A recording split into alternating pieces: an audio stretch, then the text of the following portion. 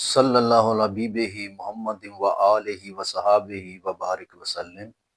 السلام علیکم۔ آپ دیکھ رہے ہیں میرا یوٹیوب چینل سفینہ عرب۔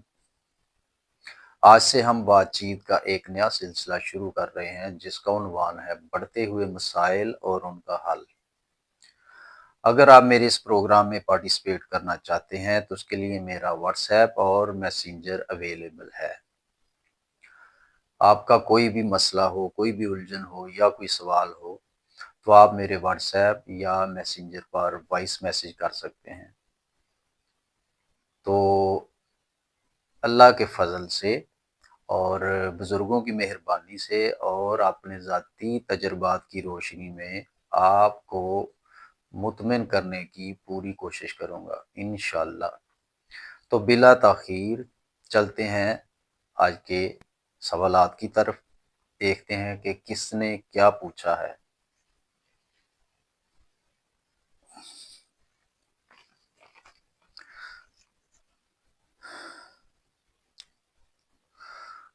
راجہ شفیق راولپنڈی: پاکستان کے موجودہ حالات بہت خراب ہیں، پاکستان کا کیا بنے گا؟ ہم سب لوگ بہت پریشان ہیں، اس سلسلے میں ہماری رہنمائی فرمائیں۔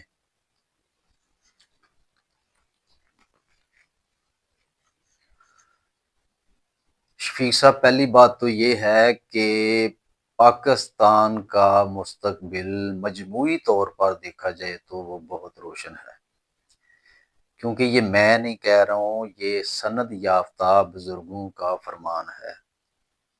لیکن اگر آپ بات کر رہے ہیں موجودہ دور کی اور اس وقت جو حالات چل رہے ہیں، تو اس سلسلے میں میری رائے کے مطابق یا میرا خیال کے مطابق دو صورتیں ہو سکتی ہیں۔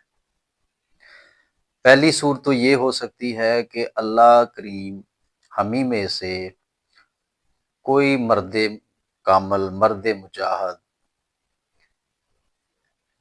ایسا ہمارے سامنے لے آئے جو کہ اپنی فہم و فراست سے اس پورے نظام کو ہی بدل دے۔ ایک تو یہ صورت ہے، اور یہ میں آپ کو بتا دوں یہ بہت جلد ہونے والا ہے، لیکن یہ پہلی صورت ہے۔ ابھی دوسری میں نے ابھی نہیں بتائی آپ کو، وہ بھی ذرا سن لیں۔ اور دوسری صورت اگر ایسا نہ ہو تو دوسری صورت میں بحیثیت قوم جس پیک پر ہم پہنچ چکے ہیں، اگر تو اللہ پاک کی رحمت ہوئی،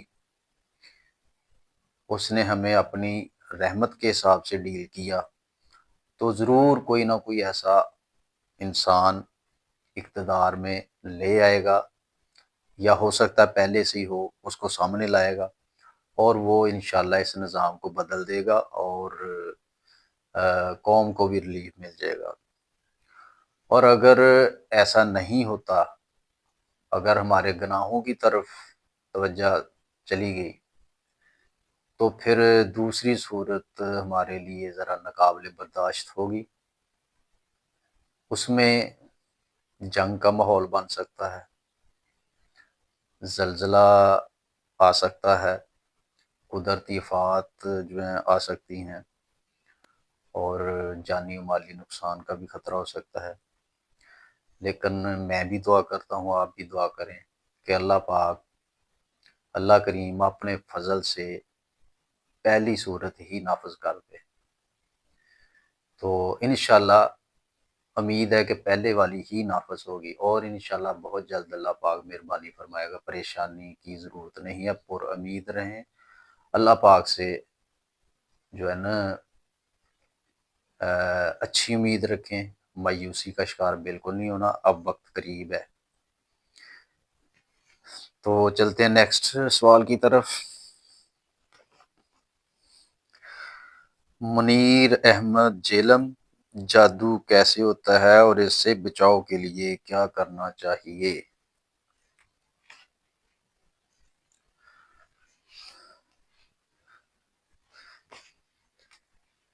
منیر صاحب، پہلی بات تو یہ ہے کہ جادو کی ابتدا کب ہوئی؟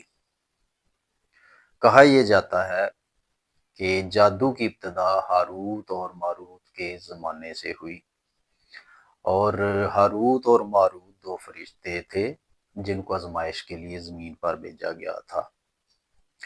اب دوسرا جز یہ بنتا ہے کہ جادو کرتا کون ہے اور کرواتا کون ہے۔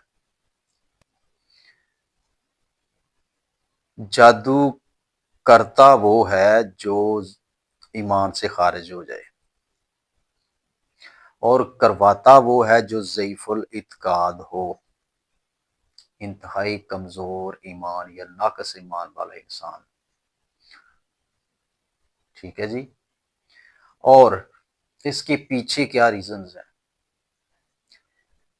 جو انسان کسی دوسرے پر جادو کرواتا ہے اس کے پیچھے عام طور پر دو ہی وجوہات ہوا کرتی ہیں، ایک لالچ اور دوسرا حسد۔ اور اب یہ کہ اس کا توڑ کیسے کیا جا سکتا ہے یا اس سے کیسے بچا جا سکتا ہے، پہلے یہ دیکھتے ہیں کہ اس سے بچا کیسے جا سکتا ہے۔ اس کے لیے ضروری ہے کہ دین کے قریب رہیں، اپنا جو گھر ہے اس کا ماحول دینی بنائیں، اور کوئی نہ کوئی ذکر کرتے رہیں، درود شریف کا ورد کرتے رہیں، یا اور کوئی ذکر آپ کے کسی رہنما نے آپ کو بتایا ہو وہ ذکر کرتے رہیں، اور اللہ تعالیٰ پر اپنا ایمان مضبوط رکھیں، کیونکہ جادو مومن وہاں بہت جلد حملہ آور ہوتا ہے جہاں پر ایمان کمزور ہو۔ یہ تو ہے اس کے بچنے کا طریقہ۔ اب اگر ہو گیا ہو تو پھر کیا کرنا ہے؟ تو اس کے لیے بڑا واضح قرآن مجید میں اس کا حل موجود ہے۔ آپ سورۃ فلق اور سورۃ ناس کا ورد کر سکتے ہیں، آیت الکرسی پڑھی جا سکتی ہے، اور بالفرض اگر آپ یہ کرنے سے قاصر ہیں، عموماً جس پر جادو ہو جائے وہ کچھ پڑھنے کے قابل کم ہی رہتا ہے، کوئی گھر میں کوئی دوسرا فرد ہو وہ بھی پڑھ سکتا ہے، یا کسی عالم کے پاس جا کر آپ دم کروا سکتے ہیں، تو انشاءاللہ العزیز وقت آنے پر وہ جادو ختم ہو جائے گا۔ اور کچھ دوستوں نے یہ بھی پوچھا ہے کہ آپ تو کہتے ہیں کہ دین کے قریب رہنا چاہیے پھر جادو نہیں ہوتا، تو سرکار دو عالم صلی اللہ علیہ وآلہ وسلم ان سے زیادہ دین کے قریب کون تھا؟ تو ان پر بھی جادو کر دیے گا۔ غالباً وہ لبید بن عاصم نامی کوئی کافر تھا جس نے یہ حرکت کی۔ تو تمام دوست احباب کو میں یہ بتاتا چلوں کہ کسی انسان کی جرت نہیں کہ وہ سرور کائنات صلی اللہ علیہ وآلہ وسلم کو تکلیف پہنچا جائے اپنے کسی عمل، اس طرح کے عمل سے۔ ہاں، البتہ اس کا ایک مقصد تھا، وہ تھا امت کے لیے، یہ سب کچھ ہونے کا، یہ سب کچھ بتانے کا ایک مقصد تھا کہ آنے والے جو امت ہے، مسلمان ہیں، اگر ان پر کوئی ایسا وقت آ جائے، کوئی ایسا محسوس کریں اس طرح کے اثرات، تو پھر وہ ان دو صورتوں سے مدد لے سکتے ہیں جو اس وقت اتاری گئی۔ اچھا، اس کے علاوہ ایک تو ہے جادو، جو لوگ علم پڑھ کر جو ہے پریشان کرتے ہیں، لیکن ایک اور بھی چیز ہے، آپ خالی کسی سے حسد کرنا شروع کر دیں، کسی کالے علم والے کے پاس نہ جائیں، آپ صرف حسد کرنا شروع کر دیں، تب بھی آپ کا کام ہو جائے گا۔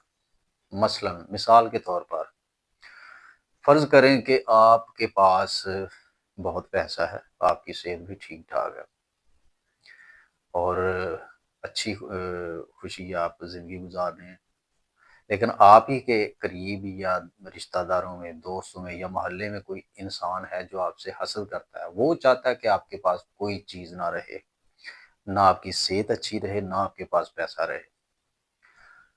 اگر وہ خالی سوچنا شروع کر دے آپ کے بارے میں، رات دن اٹھتے بیٹھتے، اس کے پاس دولت نہیں ہونی چاہیے، اس کے پاس پیسہ نہیں ہونا چاہیے، اس کی صحت ایسی نہیں رہنی چاہیے، ہر وقت اس کو صحیح خیال رہے، تو ایک دن واقعی ایسا ہو جائے گا کہ آپ کے پاس سے دولت بھی جاتی رہے گی اور آپ کی صحت بھی کمزور ہو جائے گی۔ اب یہ بڑی حیران کن بات ہے، آپ کہیں کہ یہ کیسے ہو گیا، اللہ تعالیٰ نے اس کی بات کیسے مان لی؟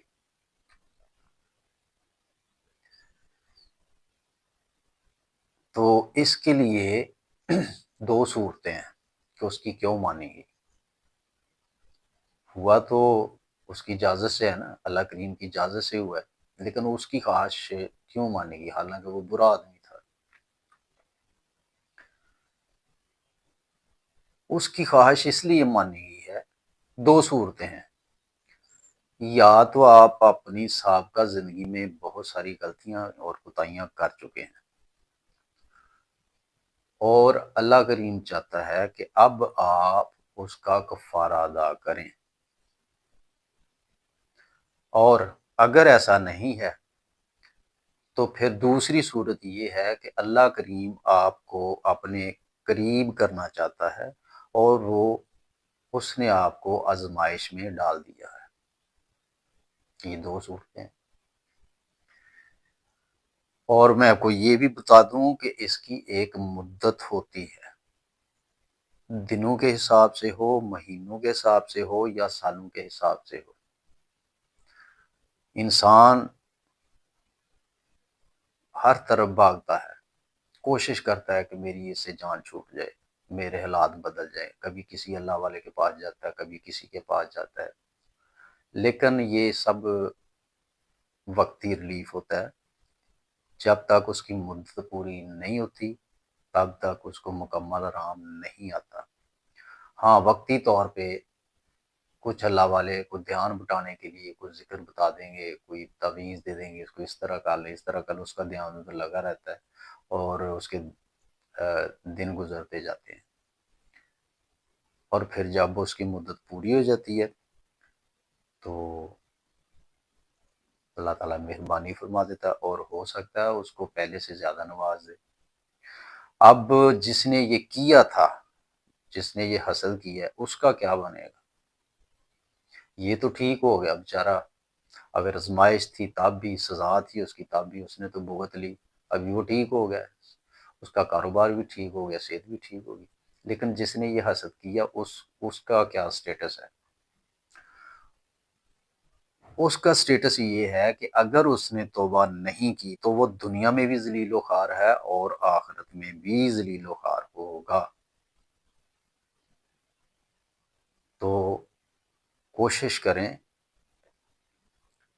کہ ان چیزوں سے بچیں، خاص طور پہ اپنی خواتین پر جو ہے نا نظر رکھیں، کیونکہ عام لوگوں کے پاس سب سے زیادہ جو ہے خواتین جاتی ہیں،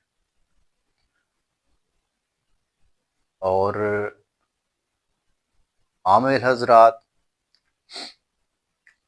وہ تو بیٹھی اس کام کے لیے ہیں، وہ نہ صرف پیسہ بٹورتے ہیں بلکہ ایمان بھی ہتھیا لیتے ہیں، اور اس کے ساتھ ساتھ بعض اوقات عزت پر بھی حملہ ور ہوتے ہیں۔ تو مہربانی فرمائیں، اپنے گھر میں موجود جو خواتین ہیں ان کو اس بات سے آگاہ کریں، اور اپنے گھر میں دینی ماحول پیدا کریں، اور کوئی نہ کوئی ذکر کرتے رہیں۔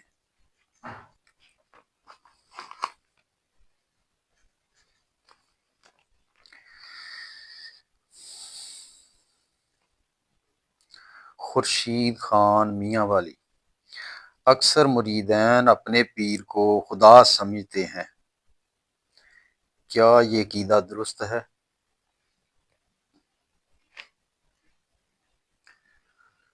خورشید صاحب جو سمجھتے ہیں ان کو سمجھنے دیں، جو کہتے ہیں ان کو کہتے دیں، بس آپ یہ دیکھیں کہ آپ کیا کر رہے ہیں۔ لیکن اگر آپ اس کا جواب مجھ سے پوچھ رہے ہیں تو میرے نزدیک یہ عقیدہ درست نہیں ہے۔ پیر کو اللہ کریم کا جلوہ کہا جا سکتا ہے، جلوہ سمجھا جا سکتا ہے، لیکن اللہ کہنا یا اللہ سمجھ لینا یہ درست نہیں۔ ہاں، البتہ پیر کا حکم، کامل پیر جو ہے اس کا حکم آپ اللہ کا حکم سمجھیں، اس میں کوئی مذائقہ نہیں، لیکن پیر کو ہی اللہ سمجھ لینا یہ درست نہیں۔ پیر اللہ کا جلوہ ہو سکتا ہے، اس کو آپ اللہ کا جلوہ کہہ سکتے ہیں۔ اب جلوے کی مثال ایسی ہے کہ جیسے سورج ایک ذات ہے، سورج ایک ذات ہے اور اس کی روشنی یا جو اس کی کرنیں ہیں اس کو ہم جلوہ کہہ سکتے ہیں۔ تو ویسے تو اللہ تعالیٰ کا جلوہ امر کی صورت میں ہر انسان میں ہے، لیکن یہ ظاہر کہیں کہیں ہوتا ہے۔ بالکل وہی مثال ہے، سورج کی کرنیں ہر چیز پر پڑ رہی ہیں، لیکن اگر آپ کنویکس میرر لے لیں جس کو کہتے ہیں محدب عدسہ، وہ موٹا سا شیشہ، اس کے نیچے کاغذ رکھ دیں اور اس کو سورج کی روشنی میں کریں تو کاغذ جلنا شروع ہو جائے گا۔ سورج کی کرنیں ہر چیز پر پڑ رہی تھیں، لیکن جب اس محدب عدسے پر پڑیں تو کاغذ جل گیا۔ تو اس کا مطلب ہے کہ یہاں پر سورج کا جلوہ ظاہر ہو گیا، لہذا پیر کو اللہ تعالیٰ کا، اللہ کریم کا جلوہ سمجھیں، اللہ کہنا درست نہیں ہے۔ یہ ایسی ہے جیسے کوئی آدمی کہے کہ بھئی میں کل کہیں جا رہا تھا اور راستے میں ایک مزار دیکھا، میں نے سوچا وہاں سلام ہی کر لوں، تو میں سلام کر کے باہر آ کے صف پہ بیٹھ گیا، اور وہاں پر اندر سے ایک نورانی ہستی آئی اور مجھے کہا کہ میں تمہارا اللہ ہوں۔ پھر اس نے بیٹھ کر مجھ سے باتیں کی اور پھر مجھے کہا کہ اب تم جاؤ۔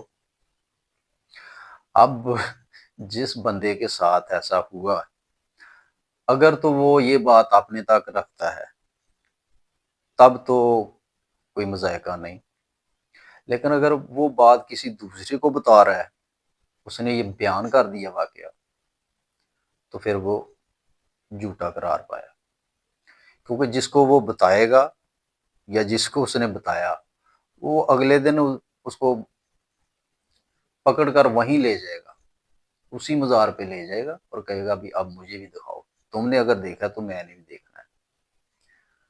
اب بیچارہ وہ چلا گیا، اب وہاں کچھ ہو تو نظر آئے، وہ اس سے پوچھے گا کہ آپ نے تو کہا تھا کہ کل میں نے یہاں بیٹھ کر اللہ سے باتیں کی ہیں، آج کہاں مجھے بھی دکھاؤ۔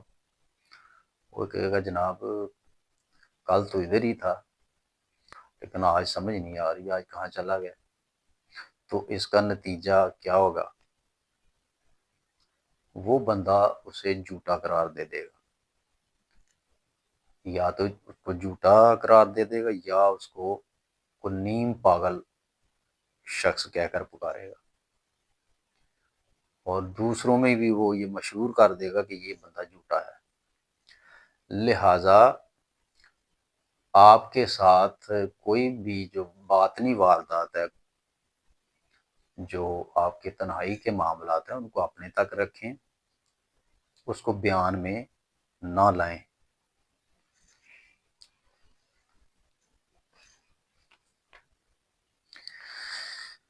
اللہ دتا شکر گڑھ، اکثر فقیر شرع شریعت سے دور ہوتے ہیں، ان کی صحبت میں بیٹھنا درست ہے یا نہیں؟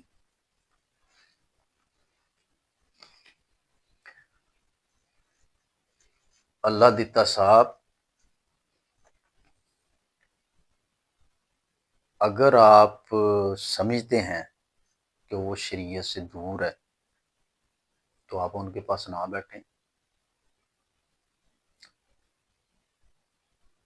وہ کون سی آپ کو دعوت دے رہے ہیں؟ ان کو اپنے حال پر چھوڑ دیں، وہ جانے اور اللہ جانے کیا کر رہے ہیں کیا نہیں کر رہے۔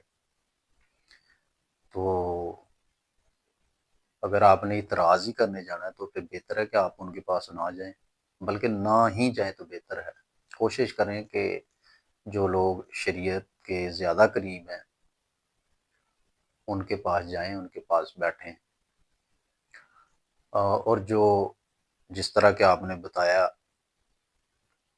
کہ وہ شریعت کے قریب نہیں، تو کوشش کریں کہ ان کے پاس بھی نہ جائیں، اور کوشش کریں کہ ان کو تنگ بھی نہ کریں، کو گستاخی نہ کریں، ان کو ان کے حال پر چھوڑ دیں، اللہ جانے اور وہ جانے۔ آپ کا اگر دل نہیں مانتا تو آپ وہاں نہ جائیں، بلکہ نہ ہی جائیں تو بہتر ہے، کہ ان کا جو راستہ ہے وہ کچھ اور طرح سے ہوتا ہے۔ ہمیں صراط مستقیم مل چکا ہے، ہمیں چاہیے کہ ہم اسی راستے پہ چلتے رہیں۔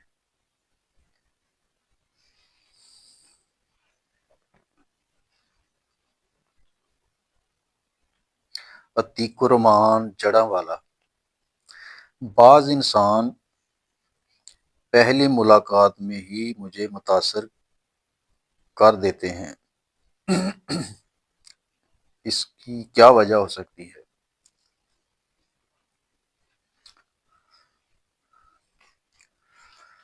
عتیق صاحب، اس کی کافی ساری وجوہات ہو سکتی ہیں۔ سب سے پہلی وجہ تو یہ بھی ہو سکتی ہے کہ عالم ارواح میں ہو سکتا ہے آپ قریب قریب ہوں، اور جو عالم ارواح میں جو روحیں ایک دوسرے کے قریب تھی، ظاہر ہے دنیا میں آ کر بھی وہ آپس میں ان کی ایک اٹریکشن ہوتی ہے، تو ایک تو یہ ہو سکتا ہے۔ اور دوسری صورت میں کسی کی شخصیت کو اس طرح کی ہوتی ہے، اس کا لباس، اس کا چہرہ، وہ بھی بعض کا اٹریکٹ کرتا ہے بندے کو، وہ بھی متاثر کر سکتا ہے۔ اور تیسری صورت ایک اور ہو سکتی ہے، اور ہو سکتا وہ یہ ہے کہ جو انسان آپ کو متاثر کر رہا ہے یا متاثر کیا ہے، ہو سکتا ہے کہ اس کا اورا آپ سے زیادہ مضبوط ہو۔ اورا سے مراد ہے کہ ہر انسان اپنے ارد گرد ایک حالہ رکھتا ہے، جس کو آپ میگنیٹک فیلڈ بھی کہہ سکتے ہیں۔ اب ہماری روحانیت کی زبان میں تو اس کو لطائف کہتے ہیں، اور جو ہندو سادھو ہیں وہ اس کو چکراس کہتے ہیں، اور مختلف ممالک میں جو لوگ ہیں وہ اس کو سیون انرجیز کے نام سے بھی پکارتے ہیں، اور مجموعی طور پر یہ لفظ بنتا ہے اورا۔ تو اس کی اپنی ایک رینج ہوتی ہے، جتنا مضبوط ہوگا یہ میگنیٹک فیلڈ اس انسان کا، اس کی رینج بھی اتنی ہی ہوگی، جتنا مضبوط ہو وہاں تک وہ اگلے انسان کو متاثر کرے گا۔ اور یہ جو انرجی ہے یہ نیگیٹو بھی ہو سکتی ہے اور پازیٹیو بھی ہو سکتی ہے، ضروری نہیں ہے کہ وہ پازیٹیو بھی، نیگیٹو بھی ہو سکتی ہے۔ نیگیٹو بھی طاقتور ہو سکتا ہے، پازیٹیو بھی طاقتور ہو سکتا ہے، آپ سے زیادہ، یعنی جو آپ کا ہو رہا ہے اس سے زیادہ۔ اگر تو نیگیٹو شخص سے آپ کا پالا پڑ گیا اور مضبوط ہے وہ، تو وہ آپ کو مغلوب کر دے گا۔ اگر پازیٹیو شخص ہے، اس کا اورا مضبوط ہے، تو وہ بھی آپ کو متاثر کرے گا۔ تو یہ دو تین ہی وجوہات ہیں جن کی وجہ سے انسان کسی سے متاثر ہو جاتا ہے۔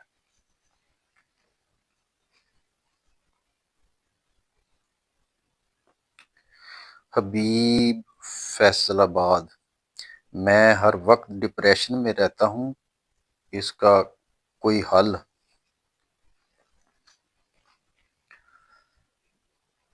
ڈپریشن ایک کامن بیماری ہے، اور میرے خیال میں 90% ہماری جو قوم ہے وہ کسی نہ کسی صورت میں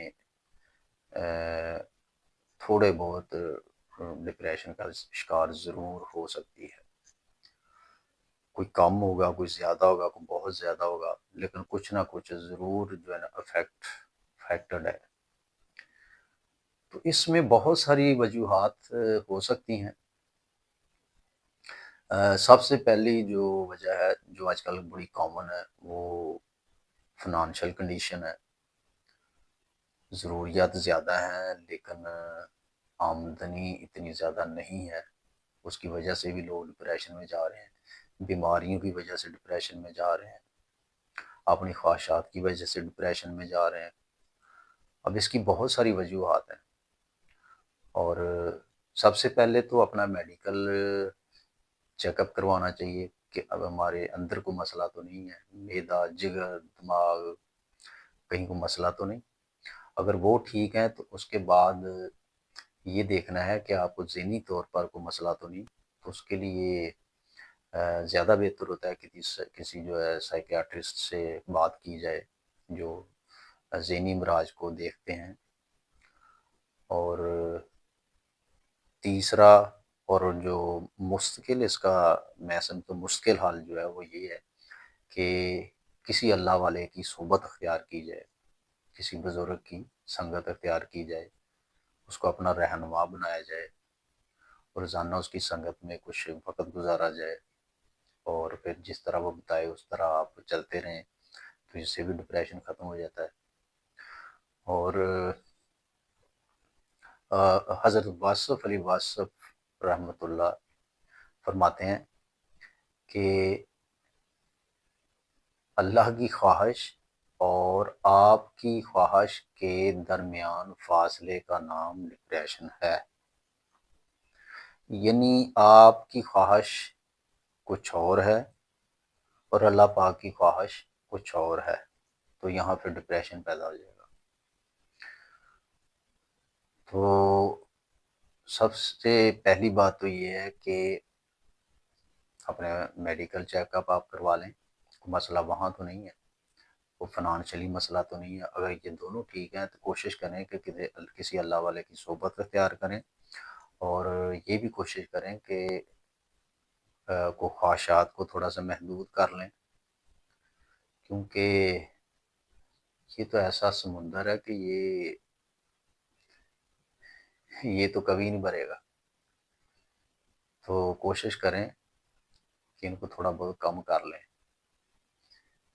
تو انشاءاللہ آپ کا ڈپریشن ختم ہو جائے گا۔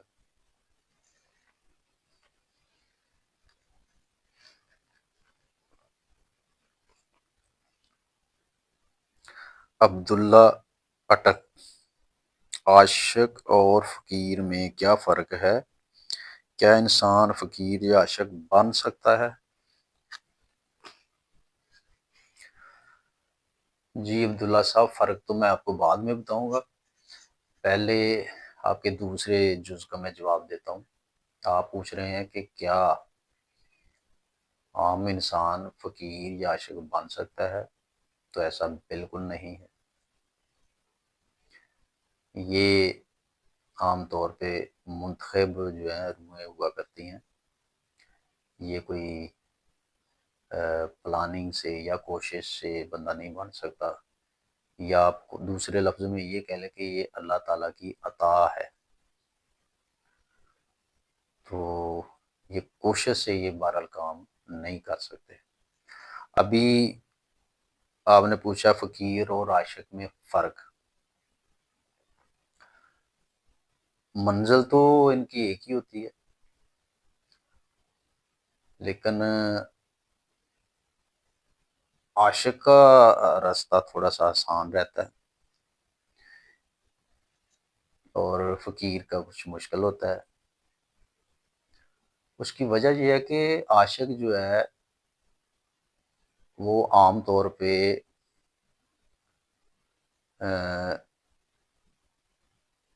محبوب مجازی کے ساتھ چل رہا ہوتا ہے، وہ مجاز میں ہوتا ہے، اور فقیر جو ہے وہ حقیقت کی تلاش میں ہوتا ہے، اور پہلے دن تو حقیقت ملتی نہیں۔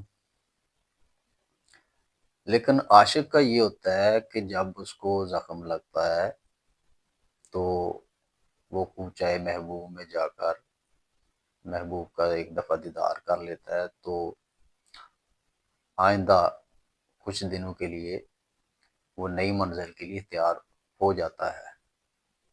لیکن فقیر کے ساتھ ایسا نہیں ہوتا، وہ اس نے وہ کہتے ہیں نا پنجابی کا لفظ ہے ان ڈٹھا، اس نے ان ڈٹھا سودا کیا ہوتا ہے، اس کو جو کچھ حاصل ہونا ہے وہاں پہنچ کر ہی اس کو حاصل ہونا ہے۔ جبکہ عاشق کا یہ ہوتا ہے کہ جس سے وہ مشوق سے یا جس محبوب ہے اس کا اس سے محبت کر رہا ہے، وہ وقتاً فوقتاً اس کا دیدار کرتا رہتا ہے، اور اس کو انرجی ملتی رہتی ہے۔ تو یہ ان میں فرق ہوتا ہے۔ باقی پریشانیاں تو اس کو بھی آتی ہیں، اس کو بھی آتی ہیں، تو کوشش کریں کہ آپ اس طرف نہ آئیں۔ اگر آپ اس کو پوچھ کر آنا چاہتے ہیں تو بہتر ہے کہ آپ جہاں ہیں وہیں رہیں۔ یہ اللہ تعالیٰ کی عطا ہے، اور یہ ہر انسان کے لیے بھی نہیں ہے۔